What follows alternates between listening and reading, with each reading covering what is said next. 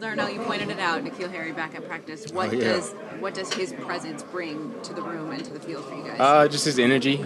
He's all smiles every day. He's always a positive guy, and he loves to be here, and we love to have him here. So just to see him move around, getting just getting him back in the room and just moving around, I was just happy to see him. Can that be a spark for you guys offensively? For sure. I mean, anybody else we can get into the room gives us a spark for sure.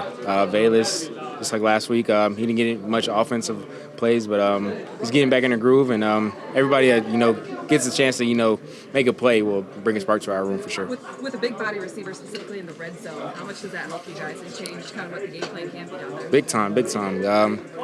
I'll give it 100 out of 100 every time we throw a ball to Nikhil in the red zone. So. When the passing attack seems to be struggling, is it so simple sometimes as you need just a spark or one game or one play that can kind of, compound on each other and you can really get going? Yeah. I mean, I feel like any type of a spark, just passing the ball down the field can just give confidence to the offense itself. And I understand of the process that we have to go through with our offense of everything being new and everybody just still learning and just trying to believe in the offense itself. So I mean, it's a process, and I mean, it's a journey that you just have to stay into it and just believe it and trust the process. How is the confidence of this group? High, very high. We get upset on certain things because we believe and we understand what we want to do as an offense, and it kind of gets frustrating on that end. But other than that, I mean, high expectations for sure. How good did it feel last week to hit on a couple of those passes with Justin and kind of feel like you got going a little bit? I mean, it's just what me and Justin been doing all off season, so it wasn't anything new except for just doing it game wise. So it was just I was just happy to try to do anything I can to help the team win and just try to give a spark to our offense, to put some points on the board. We didn't do that. That was the only negative that we had out of it. So other than that, everything was cool. What were some of the positives elsewhere in the offense when you went back and watched the film that you can take away from that game?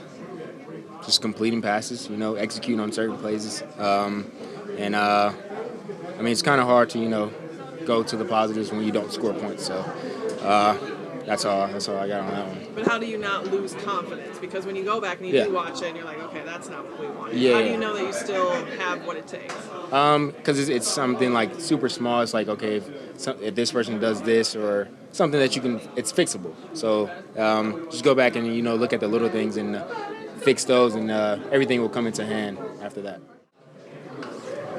Robert, when you go from facing Saquon Barkley to a guy like Dalvin Cook and what the Minnesota offense can do, what are the biggest challenges as you guys head to face this team this weekend? Like you said, they got a great running back. And if we can't slow them down, I mean, I'm sure they won't stop running the ball. But I mean, if we don't slow them down, it sets up the play action and all that other stuff. So especially to stop the run and should make everything else a little more effective or easier to read. Is that a big focus, especially coming off how much you guys have struggled giving up on yards on the ground?